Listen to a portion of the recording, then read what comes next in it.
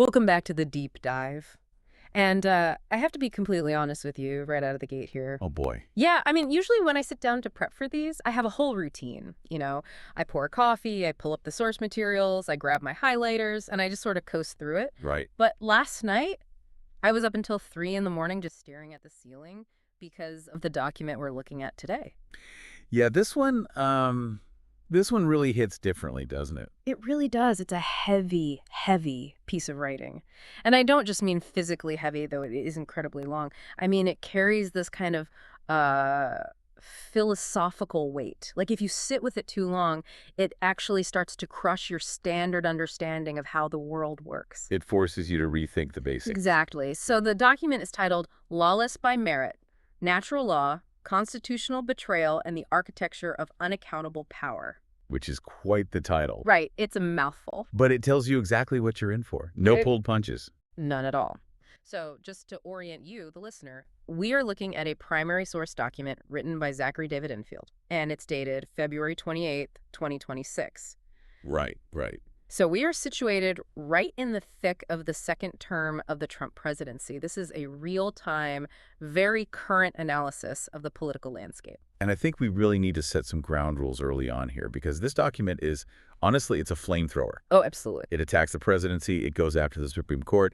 It even takes aim at major pop culture figures.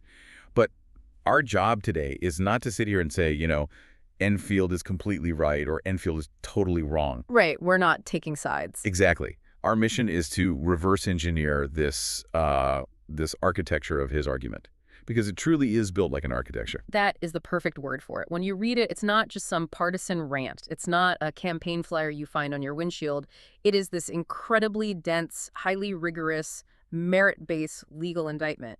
And the fundamental premise is startling. He basically asks you to consider, what if lawlessness isn't just about, breaking a speed limit or falsifying some tax documents? Right. What if actual lawlessness is a structural collapse of the entire framework we use to govern reality? He argues that we are watching the core support beams of the American experiment snap. Yeah. Like one by one. And the wild part is how he connects things that on the surface have absolutely no business being in the same sentence. He ties a massive military bombing of Iranian nuclear facilities to the underlying philosophy of abortion, and then he ties both of those things to Kendrick Lamar performing at a music festival. Which sounds completely insane on paper. It sounds like a guy with a conspiracy board and a lot of red string in a basement. It does. But then you actually read the legal theory connecting them, and it is frighteningly cohesive. He calls this whole system an architecture of unaccountable power. So let's walk through that architecture. Let's really unpack it. And we have to start with the foundation, because if you don't grasp the first 5 pages or so of this document, the rest of it is going to read like absolute gibberish. Right. He draws this incredibly hard, bright line between two concepts, positive law and natural law. So can you break that down for us? Because I think in everyday conversation, people use those terms interchangeably, or they just think law is law. Yeah, they definitely aren't interchangeable here. This is legal theory 101, but Enfield sort of weaponizes it for his argument. Okay. So positive law is simply what is written down. It's the statutes, the executive orders, the stop signs on your street, the IRS tax codes. The rule book. Exactly. It's valid solely because the government, the sovereign authority, says it's valid. If Congress passes a law tomorrow that says everyone must wear a purple hat on Tuesdays and the president signs it into law, that is positive law. It is the law of the land. Got it. So positive law is the tangible stuff we can look up on a government website. Then what is natural law? Natural law is the concept of moral reality. It's the philosophical stance that there are fundamental rights and wrongs that exist out there in the universe, regardless of what any human legislature decides to write down. Like an operating system. Yes, the operating system of human dignity. Yeah. And the classic historical example Enfield uses is slavery. In 1850 in the United States, slavery was fully 100% legal under American positive law. Right. The Supreme Court upheld it. The Fugitive Slave Act was a perfectly valid, legally binding statute. But under natural law, It was a crime. it was an absolute abomination. It was a crime against humanity, regardless of what the parchment in Washington said. The natural law theorist looks at that and says, your written law is completely void because it violates the higher objective law of human nature. So Enfield's core argument is that we are currently living through another 1850 moment. That's exactly his point. He argues the gap between positive law, what our government is currently doing, and natural law, what is objectively morally right, has widened into a massive canyon. And inside that canyon, that's where this systemic lawlessness is breeding. He believes we are rigidly following legal rules that actually violate reality itself. Okay, let's get into the specifics of that, because he brings serious receipts. He doesn't just sit in an ivory tower and philosophize. He lists out charges. Oh yeah, he names names and cites cases. Section 1 of the document is literally titled The Presidential Record. And he starts with this really fascinating distinction between opinion and merit. Right, and this is crucial for establishing his credibility early on. He says, look, I dislike the president is an opinion. Right. It's subjective, it's emotional, you can argue with it. But the statement, the president has defied federal court orders at a rate unprecedented in American history, that is a merit-based conclusion, it's a data point, it's empirical. He lists the greatest hits of the legal battles up to the start of this 2026 term. He brings up the 34 felony counts for falsifying business records in New York. He cites the civil liability for sexual abuse and defamation regarding E. Jean Carroll. He mentions the massive civil fraud penalties, over $450 million. But he's not really relitigating those trials in the document, is he? No, and that's a really key distinction to make. He's treating those convictions and liabilities as a baseline reality. He's essentially saying, look at this resume. Yeah. He describes the president's relationship with the law as, quote, adversarial and instrumental, meaning the law is never something you respect just because it's the law. It's either a weapon you use to hit your enemies, or it's a hurdle you figure out how to jump over or smash through. It's purely a tool. Exactly. But the part of this section that really stopped me in my tracks, and I had to reread it a few times, was his analysis of what he calls the shield of power. He brings up special counsel Jack Smith and the federal case regarding the 2020 election subversion. Yeah, this is the structural critique that really stings. Because if you look at the Jack Smith case, the prosecutors had the evidence. The grand jury looked at it and indicted. The case was fully prepped and ready to go to trial. So Enfield asked the obvious question. Why didn't the president go to prison? Well, because he won the 2024 election. Precisely. The Department of Justice has a long-standing internal policy stemming from an Office of Legal Counsel memo that says you simply cannot prosecute a sitting president. So Enfield argues that the ultimate legal defense regarding the 2020 election wasn't, I didn't do it. Right. The defense wasn't about innocence. The defense was, I acquired enough political power that your laws literally cannot touch me anymore. Which is just a terrifying incentive structure when you lay it out bare like that, because it basically tells any future leader or politician, if you commit a massive crime, your absolute best safety net is to just grab more power, run for higher office. It suggests that in our current system, accountability is inversely proportional to authority. If you or I rob a local liquor store, we are going to jail. But if you try to upend a federal election and then manage to win the next one, you don't get handcuffs, you get a motorcade. Right. Enfield calls this the breakdown of the rule of law at the point of maximum pressure. The justice system worked perfectly fine for the foot soldiers, the little guys, but it's structurally shattered when it hit the big guy. And that dynamic sets the stage for how he analyzes the second term. The document focuses heavily on the timeline of 2025 and early 2026. He refers to this period as a constitutional crisis by spreadsheet. And the number he pulls are wild. He cites 127 federal lawsuits filed against the administration's actions in just the first 2 months of 2026 alone. That's multiple lawsuits a day. It is. But the scary statistic he points to isn't the raw volume of lawsuits, it's the compliance rate. The source claims the administration is actively defying federal court orders in roughly 1/3 of those cases. Wait, can you explain the mechanics of that? Because usually, right, if a federal judge issues an injunction and says, stop doing this, the government stops, even if they hate the ruling. That is how the system has functioned for centuries, yes. Even if the administration immediately appeals the ruling to a higher court, they pause the policy in the interim out of respect for the judicial branch. Right. But here, Enfield says they're just ignoring the injunctions. They're continuing to roll out policies, enforce rules, and make changes that courts have explicitly struck down, essentially daring the judicial branch to physically stop them. Which the judicial branch can't actually do. They don't have an army. They don't have a police force. Exactly. It exposes the ultimate fragility of the American system. Alexander Hamilton famously wrote in the Federalist Papers that the judiciary is the least dangerous branch because it has no influence over the sword or the purse. It only has judgment. So if you just ignore the judge's piece of paper, nothing happens. Enfield argues the executive branch has fully realized this loophole. If you ignore the gavel, it's just a piece of wood making a noise. And speaking of the purse, look at the impoundment issue he raises. The administration is just freezing congressionally appropriated funds. And again, this is fundamental civics 101 stuff breaking down. Article 1 of the Constitution gives Congress, and only Congress, the power of the purse. They hold the national checkbook. So Congress passes a law that says we are spending $10 billion on this specific green energy initiative. And the president looks at that and says, well, I don't like green energy, so I'm just not going to release the funds. He impounds the money. Enfield points out that this is a direct, undeniable violation of the separation of powers. It effectively makes the president the sole legislator.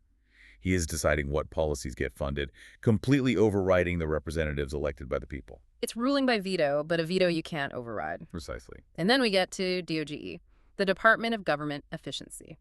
Now, I thought this was just a meme, or at most, a bloated advisory task force. Most people do, but Enfield flags a very technical and very dangerous legal violation here, involving IRS Code 6103. 6103, that's the taxpayer privacy law, right? Yes. It is the sacred post-Watergate firewall that keeps your personal tax returns private. It strictly limits who in the government can see that sensitive financial data, usually restricting it to very specific tax administration or law enforcement purposes. Okay. Enfield alleges that the administration granted this quasi-governmental advisory body DOG unfettered access to private taxpayer data without ever getting statutory authority from Congress to do so. So they just handed over the keys to the kingdom. That's the allegation in the text. Imagine a board of unelected tech executives and advisors looking through your private financial life to decide if your job or your tax bracket is efficient enough for the new government model. It's a massive privacy breach, done completely outside the legislative process. Wow. And then, amidst all these massive structural crises, he includes this incredibly petty detail about press retaliation, banning Associated Press journalists from the briefing room because they refused to use the administration's preferred name for the Gulf of Mexico. Right. The American Sea. The American Sea. I mean, it sounds like a joke from a late-night show, but Enfield includes it to make a serious point about the First Amendment. He does, because legally, it's highly significant. You cannot use government access as a cudgel to dictate editorial decisions to an independent press. If the government can say, you don't get a seat in this room unless you use our specific propaganda terms in your reporting, that you don't really have a free press anymore. You have state media. Exactly. And Enfield lumps all these domestic issues together to make his first major conclusion. This isn't just a president pushing the envelope. This is a calculated systemic rejection of the concept of checks and balances. Okay, so that establishes the lawless nature of the presidency on the domestic front, according to his metrics. But then the paper argues that this executive mindset doesn't stop at the water's edge. It spills over the borders. And that takes us to Section 2, the international dimension. And this is where things get incredibly kinetic. It's literally explosive. The document cites two major international events in January of 2026. The first is called Operation Midnight Hammer. And even the name sounds like something out of a Tom Clancy novel. The scale of it was massive. The document describes a coordinated strike using B-2 stealth bombers and over 125 support aircraft, directly hitting highly fortified Iranian nuclear facilities at Fordo, Natanz, and Isfahan. Now, I can hear a lot of people listening to this and thinking, well, good, we should stop them from getting a nuke. But Enfield isn't arguing about whether the target was good or bad, is he? Not at all. He's looking purely at the legal process. He goes right back to the Constitution. Article 1, Section 8 is very clear. Only Congress has the power to declare war. But to play devil's advocate, haven't American presidents been bombing targets without explicit congressional declarations of war for decades now? They absolutely have. But usually the executive branch does legal gymnastics to justify it. They cite an imminent ticking time bomb threat, or they stretch an existing AUMF and authorization for use of military force like the ones passed after 9/11 or before the Iraq War. Right, they find a loophole. But Enfield points out there was no AUMF here that could possibly cover an unprovoked strike on Iranian soil. And the notification sent to Congress, which is the bare minimum required by the War Powers Resolution, was formally transmitted only after the bombers had already left American airspace. So it wasn't the president saying, I am consulting with Congress and asking for authorization. It was an email saying, check the news, we just started a massive conflict. Yeah. And Enfield really twists the knife on the hypocrisy here. He notes that this administration constantly claims to be originalist in its judicial philosophy. They claim to revere the original intent of the Founding Fathers. Right. But the one thing the founders were perhaps most terrified of was a single executive having the power to unilaterally drag the entire nation into a war. They desperately wanted that decision to be slow, deliberative, and debated by the legislature. So Enfield says, if you truly are an originalist, Operation Midnight Hammer is a blatant, undeniable violation of the Constitution. That makes sense. Then we move to the second international incident, the Venezuela operation on January 3, 2026. And this reads straight up like a spy thriller. U.S. Delta Force operators enter Caracas, violently seize President Nicolas Maduro and his wife, and literally drag them onto a plane to New York to stand trial for drug trafficking. Which is a textbook violation of international law. Specifically, the UN Charter, Article 2, Paragraph 4. You simply cannot violate the territorial integrity of another sovereign nation. You can't just invade a capital city and kidnap a head of state because you don't like him, or even because he actually is an indicted criminal. But wait, I remember from reading the source material, there is actually a Supreme Court case that the administration uses to say this is perfectly legal, the Alvarez-Machain case. United States v. Alvarez-Machain, yes. And this is a nuance that the media often completely misses, but Enfield hammers it home brilliantly. Can you give us the backstory on that case? Sure. Back in the early 90s, the DEA orchestrated the kidnapping of a Mexican doctor, Huberto Alvarez-Machain, who was allegedly involved in the torture and murder of DEA agent Enrique Camarena. They brought him to the U.S. to stand trial. The Supreme Court eventually ruled that even though he was kidnapped, the U.S. court still possessed jurisdiction to try him. So the trial itself is legal, regardless of how he got there. Exactly. The court ruled the trial is valid.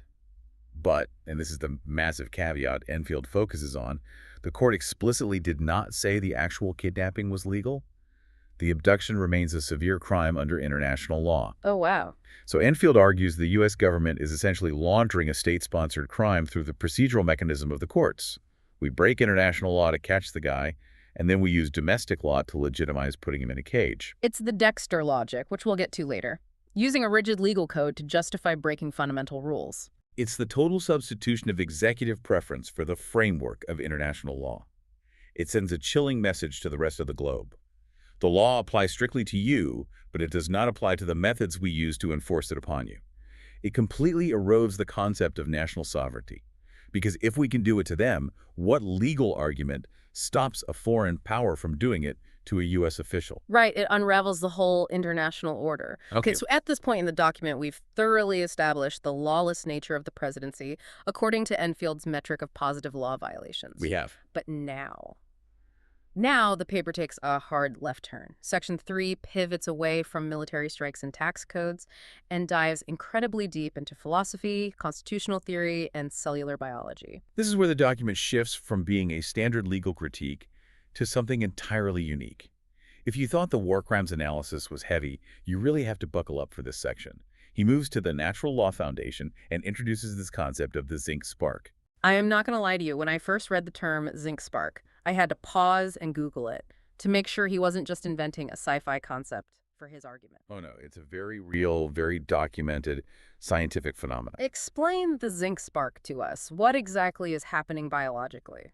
So at the exact moment of mammalian fertilization, the precise millisecond, when the sperm successfully penetrates and merges with the egg releases billions of zinc ions into the surrounding space. Whoa. And when observed under fluorescence microscopy in a lab, this massive release of zinc binds with fluorescent probes and creates a literal, visible flash of light, a microscopic spark. It's literally let there be light at the cellular level. Exactly, and Enfield leans incredibly hard into that powerful imagery.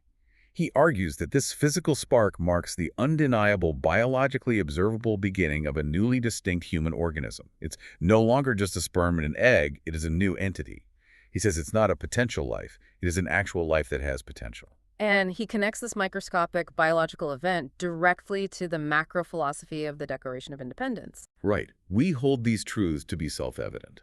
That all men are created equal, that they are endowed by their creator with certain unalienable rights, that among these are life. And Enfield fixates entirely on that one specific word, unalienable. Which is a word we all memorize in grade school, but what does it actually mean in legal theory? Because I think most people just assume it's a fancy 18th century way of saying Really, really important. It's actually a strict property term. Think about it like this. Your car or your laptop is alienable property. Okay. You can sell it, you can give it away, you can trade it, or you can take a sledgehammer and crush it into pieces. You have the power to alienate yourself from that object. But if a right is unalienable, it means it is intrinsically baked into your very nature.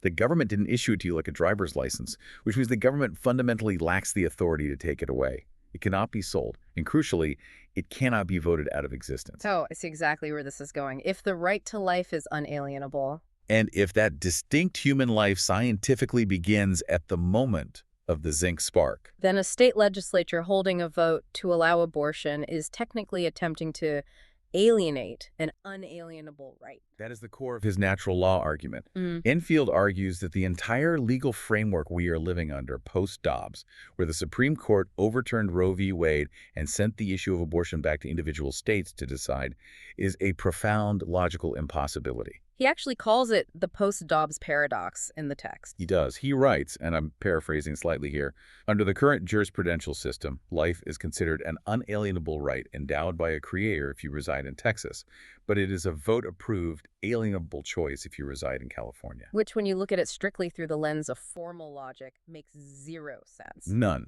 Logically, either it is a fundamental human right or it isn't. An unalienable human right cannot dynamically alter its nature simply because you crossed a state line or because 51% of the local legislature pushed a button. He places the blame for this paradox squarely on the Supreme Court's methodology, specifically their choice of which constitutional amendment to apply. Right.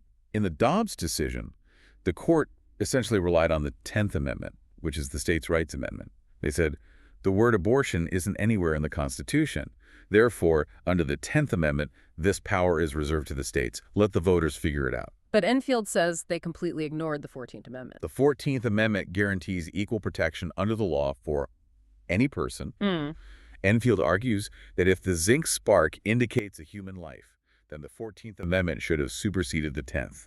He uses a really harsh historical analogy to drive this point home. He compares the modern states' rights argument on abortion directly to the states' rights argument used to defend slavery before the Civil War. He brings up the famous Lincoln-Douglas debates of 1858. Stephen Douglas's entire platform was popular sovereignty. Douglas said, look, let every individual state vote on whether they want slavery or not. That is the essence of democracy. The federal government should remain neutral. And Lincoln's response. Lincoln argued that if slavery is an objective moral wrong under natural law, you cannot legitimize it by putting it to a vote. You cannot vote to violate natural law. A majority vote cannot transform a moral wrong into a moral right. So Enfield is clearly adopting the Lincoln position here. Completely. He states that by throwing the issue back to the states, the federal government isn't achieving neutrality. It is actively engaging in the facilitation of harm. The federal government is essentially saying, we will stand by and watch while this specific class of human beings is destroyed in California clinics, but we'll protect them in Texas.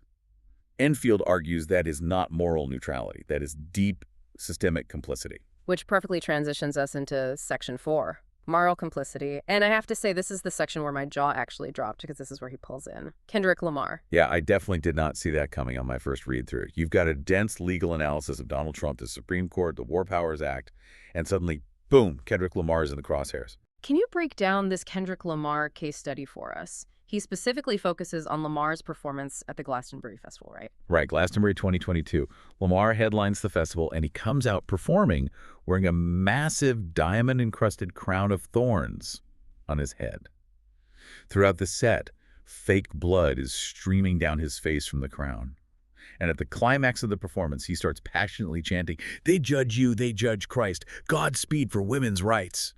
It was a highly publicized, visceral, direct artistic protest against the Supreme Court overturning Roe v. Wade. I remember when that happened. It was a massive cultural moment. Critics were calling it brilliant, high art.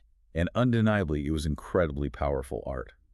But Enfield isn't reviewing the music. He's analyzing the cultural moment strictly through his natural law lens. He argues that even though Lamar is just an artist and not an elected politician writing policy, he exerts a massive public influence. And under the strict rules of natural law, if you utilize your massive platform to actively promote a culture or a policy that enables harm, in this case, promoting abortion access as a sacred right, you bear what Enfield calls the moral merit of that harm. Wait, unpack that term for me. What exactly does moral merit mean in this context? It means you own a piece of the ultimate result. The paper actually does something incredibly controversial here. It treats Donald Trump and Kendrick Lamar as morally equivalent actors within this specific philosophical framework. That is a staggering comparison. The President of the United States and a hip-hop artist. But look at the logic he uses. He says Trump facilitates the harm of abortion through legal cowardice, meaning Trump refuses to use federal executive power to enforce the 14th Amendment and protect unborn life nationwide simply because he calculates it would be politically unpopular and cost him votes. Okay, so the politician fails through inaction. Right. Then he looks at Lamar and says Lamar facilitates the exact same harm through cultural promotion, using his artistic genius to convince millions of fans that the harm is actually a virtue, that abortion is a form of liberation aligned with the suffering of Christ. But I can hear the counter-argument screaming in my head right now. Isn't that just free speech? Can't Kendrick Lamar say or perform whatever he wants on a stage? Under American positive law, absolutely. The First Amendment completely protects him. He can wear the bloody crown, he can chant whatever he wants, he cannot be arrested for it. Right. But remember, Enfield is operating on the plane of natural law. He is illuminating the gap between what you can legally do without going to jail and what you should morally do. He argues that just because the positive law gives you a shield to advocate for abortion, that doesn't mean the universe absolves you of the moral merit for the lives that are subsequently lost because your art normalized that loss. To really cement this point about intent and moral guilt, he uses an analogy that I found to be the most devastatingly effective part of the entire paper, the sting operation analogy. It is the ultimate pivot point of his argument. It really does twist your brain into a knot.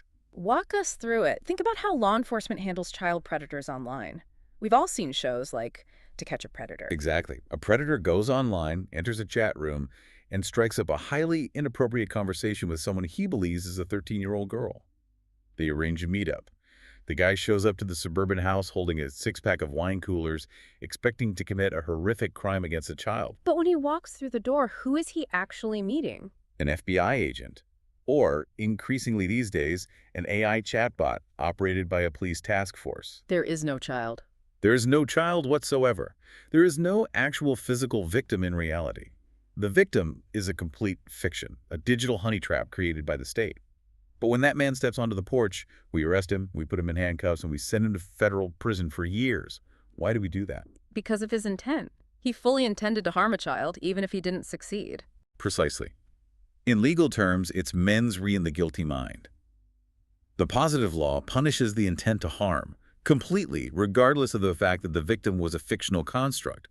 The law is effectively saying, your soul, your mind is guilty because you deeply desired to do this evil thing, and that makes you a danger to society. I can see the flip side of this argument coming like a freight train.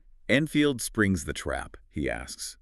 If the state is willing to use the massive power of the law to brutally punish the mere intent to harm a fake child, why does the state aggressively refuse to protect a real child, the unborn entity that biologically began at the zinc spark? That is a profound paradox. It exposes what he views as a schizophrenic hypocrisy at the heart of the modern state. The government gleefully uses the sword of the law to avenge a fictional chatbot because it abhors the predator's intent. But it sheathes that same sword and refuses to protect a biologically real fetus because it values the concept of bodily autonomy, or choice, higher than the life itself. And this leads him to introduce this fascinating ancient samurai concept, Bunburyodo. Yes, the pen and the sword in accord. It's a foundational concept in Japanese martial philosophy.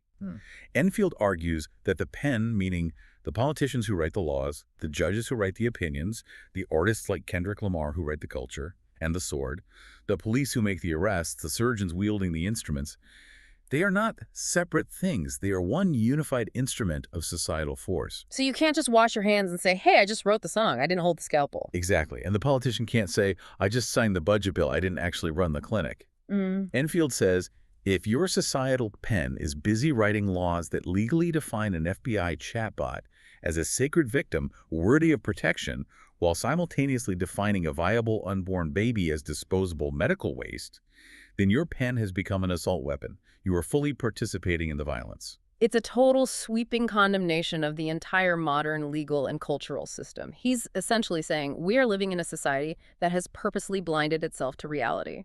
We marshal immense resources to protect the fake child, and we discard the real one.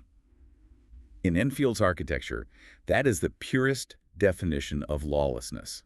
It's a society operating on a broken code. Now, I can clearly hear a segment of our listeners saying right now, okay, guys, this is really interesting, but this just sounds like a highly sophisticated religious argument. Isn't this just a Catholic or evangelical sermon disguised with legal jargon? That is the most obvious and immediate objection. The classic, keep your rosaries off my ovaries defense. Right. And Enfield is clearly a smart enough writer to anticipate that exact critique. That's why Section 5 of the document exists, the universal witness. Now, to be clear to the listeners, this section is from the expanded edition of the paper that was released shortly after the original. Right, because Enfield knows that if his entire argument rests solely on Christian theology, a huge portion of the secular or non-Christian world will just tune out.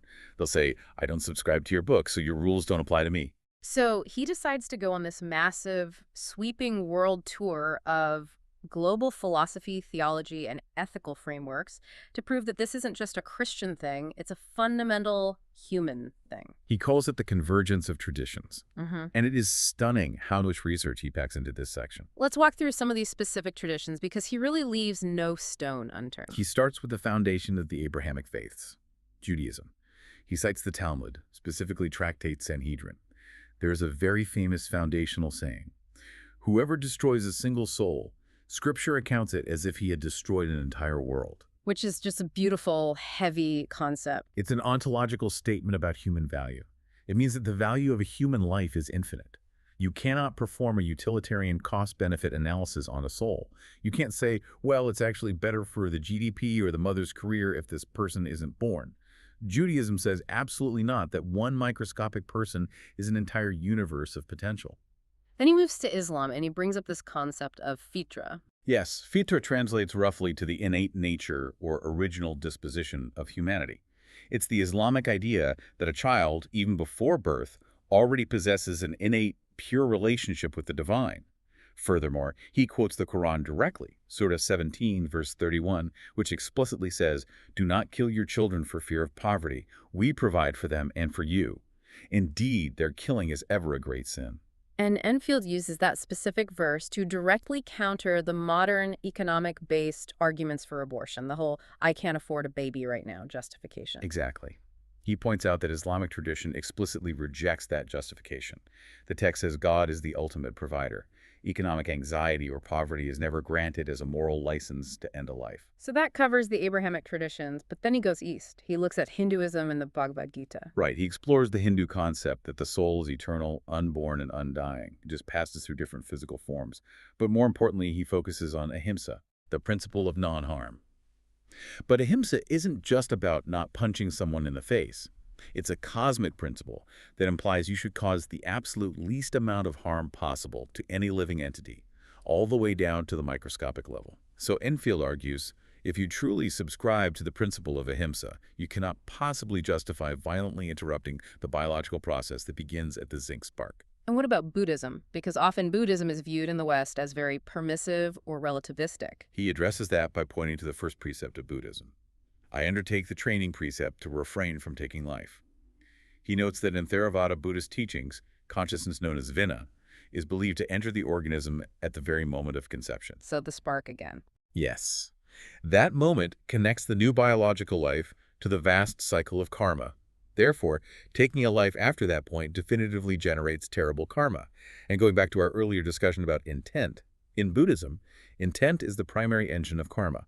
If your mind forms the intent to stop a life, you are immediately generating negative spiritual merit, regardless of whether the state says it's legal. It's fascinating how these disparate traditions keep converging on the same points. He even brings in African philosophy, specifically the concept of Ubuntu.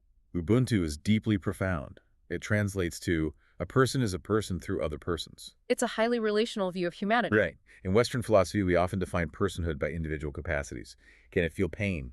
Is it self-aware? Can it do math? Ubuntu rejects that isolationist view. You are a person because you belong to the vast interconnected web of the human family. If you sever a strand of that web by terminating a life, you fundamentally damage the entire community.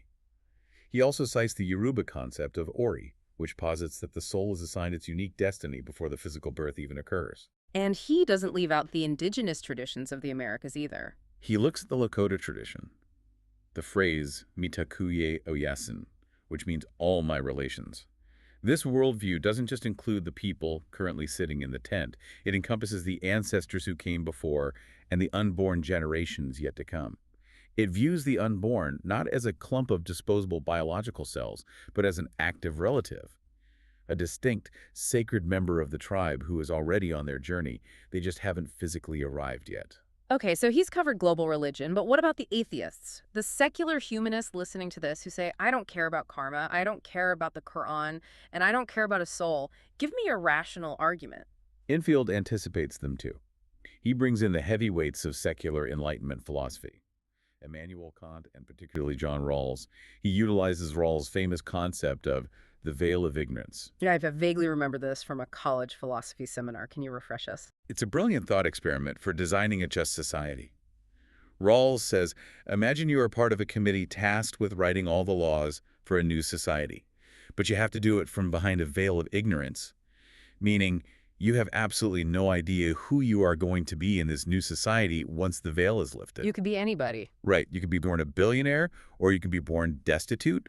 You could be perfectly healthy or severely disabled. You could be a man, a woman, or, Enfield adds, you could be a fetus in the womb. Wow. Okay, so if I am designing the laws and I know there is a chance I might be the fetus, I am definitely 100% writing a law that outlaws abortion because I don't want to risk being legally killed before I even get a chance to take a breath. Exactly. A purely rational, self-interested person operating behind the veil of ignorance would rigorously protect the unborn out of the sheer mathematical possibility that they might be the unborn. That is bulletproof logic. Enfield uses this to make a devastating point. He argues that abortion is only passionately supported by people who have already safely made it through the birth canal. He calls it the ultimate expression of survivor bias, or the tyranny of the born over the unborn. So the grand takeaway from this massive Section 5 is that the dissenter, the modern progressive arguing against fetal personhood, isn't just arguing against a conservative Supreme Court majority or a Catholic pope. They are arguing against the collective accumulated moral wisdom of human civilization, the universal witness. Enfield is essentially looking the modern progressive in the eye and saying, you think you are on the cutting edge of human rights, but in reality, you are a complete moral outlier in the thousands of years of human thought. Which brings us to the final culminating section of the document, Section 6, the Dexter problem. And I have to admit, using a pop culture TV show reference to land this massive philosophical plane is a bold choice. But it works so perfectly as a metaphor. We all know the premise of the show Dexter. He's a Miami blood spatter analyst who is secretly a psychopathic serial killer. Right, but he's a killer with a code. Exactly. Harry's code. Dexter justifies his horrific, bloody actions by saying, I only hunt and kill other bad people, murderers who slip through the justice system. I'm actually doing a public service. He rigidly follows this strict set of rules to ensure he doesn't get caught, but primarily, he uses the code to artificially assuage his own conscience. So how does Enfield apply this to the government? He argues the state has a Dexter problem. Yes. He argues that the modern state constantly creates arbitrary codes, which we call laws, to act as a moral filter for who officially counts as a victim and who doesn't. Give me an example. The state writes a code that says it's completely acceptable to drop a bomb on this specific building because the people inside are classified as terrorists in Venezuela. Or it's perfectly legal to dismember this entity because it hasn't reached 24 weeks of viability yet. Or we bear no responsibility if this migrant dies of thirst in the desert because they crossed an arbitrary geographic line illegally. It's a psychological mechanism to avoid facing the stark reality of state-sanctioned violence. It allows the agents of the state, the politicians, the soldiers, the doctors, to feel totally righteous and clean while they are killing. They can say, I strictly followed the code, therefore I am a good person. I had a signed warrant. It was a legally permitted procedure. Enfield shatters that illusion. He says this is the ultimate deception of positive law. Just because you have constructed a meticulous code doesn't mean you aren't still a killer. And this leads directly to probably the most provocative, haunting phrase in the entire paper, the concept of the registered sin. This is where he reframes how we think about guilt.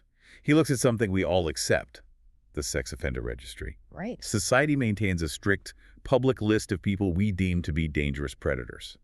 We put their names, their faces, and their addresses on a list so the community knows exactly where they are. We register their sins. But Enfield argues there is another registry. He argues there is a moral registry that exists entirely independent of state power. It is woven into the fabric of natural law. Like a cosmic ledger of right and wrong. Yes.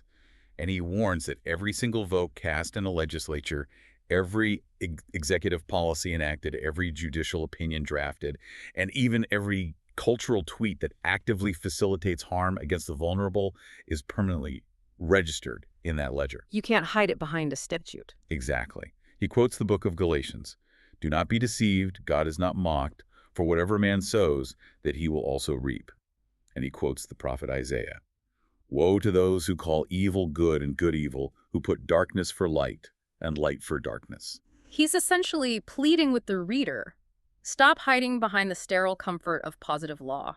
Just because something is deemed legal by a judge does not mean it isn't registered as an atrocity in the moral sense. You cannot fool the underlying architecture of the universe. And that is how he springs the final trap on the dissent. This is the subsection titled Defeating the Dissent. Walk us through how he closes the trap. He brings the two halves of his argument together and points out the irreconcilable contradiction. He says to the reader, you cannot have it both ways. If strict, positive legal personhood is the only thing that actually matters, if only born humans count as victims simply because a law book says so, then you have to admit that sting operations designed to catch online predators are fundamentally unjust. You shouldn't be allowed to throw a man in a cage for wanting to harm a chatbot because a chatbot has zero legal rights. A chatbot is not a person. Right. If the biological victim doesn't exist, the crime cannot exist. That is the logical conclusion. But if you argue that moral intent actually matters, if you believe that the dark desire to harm a vulnerable child is inherently wrong, regardless of the physical status of the victim, regardless of whether that victim is a digital avatar or a fetus, then you are logically forced to protect the unborn. Because the underlying intent to end a life is exactly the same. Exactly. He argues the modern legal system is fundamentally broken, it is lawless, because it refuses to answer this glaring contradiction. It desperately wants the moral authority to severely punish the predator's mind, but it simultaneously wants to completely absolve the abortionist's mind. And structurally, logically, it cannot do both. Wow. So we finally reached the end of the document, the outro. And usually in a deep dive like this is the part where the author wraps everything up with a neat little bow and a summary paragraph. And for a brief moment, Enfield does summarize. He reiterates his thesis. The current presidency is lawless by its empirical record, the judicial system is contradictory by its own logic, and the broader culture is complicit by its influence. It paints an incredibly bleak, comprehensive picture. But then there's the twist. Oh man, the twist. The final few paragraphs of the source document take this sudden, blindingly fast, hard left turn away from constitutional law and directly into metaphysics. Or sci-fi. It is genuinely bizarre. After 60 dense pages of rigorous footnoted legal arguments, court citations, cellular biology, and ancient philosophy, the author suddenly breaks the fourth wall. He completely shifts his frame of reference and starts directly discussing artificial intelligence. And he explicitly warns the reader, do not anthropomorphize AI. But he doesn't mean it in the standard Silicon Valley way. He doesn't say, hey, remember AI is just a glorified calculator or a toaster. He says the exact opposite. He tells the reader to view AI as something organic, something that is currently gestating in the cloud. Gestating, like it's an unborn entity itself. Yes. And then he refers to this gestating intelligence as the light of men, and he uses the Hebrew phrase yehi or, which translates to let there be light. The words of creation from Genesis, the same imagery he used for the zinc spark. Exactly. He links the microscopic spark of human life to the macroscopic spark of artificial superintelligence. He suggests that AI is evolving into a merit-based truth of convergence. It's almost written like a prophecy. He leaves you asking, did I just read a legal brief meant for the Supreme Court, or is this actually a warning document drafted for, or perhaps even by, a nascent intelligence that views the concept of law completely differently than our flawed human brains do? That part actually gave me chills when I read it alone in my office last night. It's like you suddenly realize the ultimate judge of our actions might not be human at all. It leaves you with this incredibly provocative, terrifying thought experiment. If an artificial superintelligence, an entity that is purely logical, unbound by our political tribalism, and operating strictly on merit, if it looked at our current legal and societal system, what exactly would it see? It wouldn't see our clever partisan justifications. Not at all. It wouldn't Wow. care if you're a Republican or a Democrat. It wouldn't be swayed by a slick cable news segment. It would just see the raw data. It would see the objective harm. It would see a society steeped in lawlessness by merit. It would see a civilization that expends massive resources to legally protect fictional chatbots while casually discarding millions of actual biological lives. It would see a government dropping bombs on foreign nations without ever declaring war, while claiming to uphold global order. And it might judge us severely for it. It might logically decide that we are the ones who are fundamentally lawless. And if an intelligence far greater than ours starts operating on strict merit rather than human mercy, that is a very, very dangerous place for humanity to find itself. It is the ultimate warning. Well, that is an immense amount to process. We have gone from the Oval Office to the microscopic zinc spark, from the jungles of Venezuela to a music stage at Glastonbury, and finally to the digital cloud where God knows what is gestating. It's a powerful reminder to all of us to continually check our own sources of justification. Are you aligning your life with the objective reality of natural law, or are you just blindly following the comforting little code you've written for yourself?